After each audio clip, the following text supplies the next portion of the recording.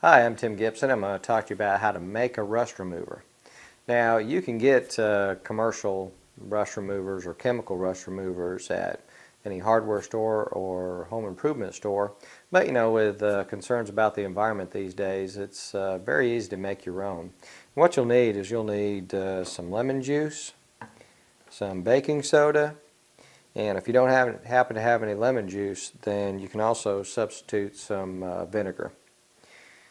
And what we want to do is we want to take our baking soda, put it in a little tub like this, and we want to add just enough lemon juice to make a paste. So we'll just kind of add a little bit at a time. Okay, and you get a little fuzzing and foaming action there. So you get kind of a frothy kind of paste here.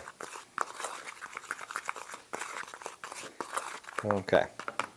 So you make a paste, and then if you got some old drill bits or something like that have a little bit of rust in them, then you can just put that drill bit right in there and soak it in there.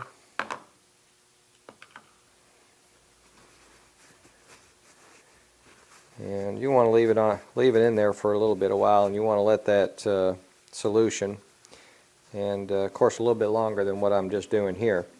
But as you can see, even just with a short amount of time for that solution, you can see that it goes right to work and starts dissolving that rust.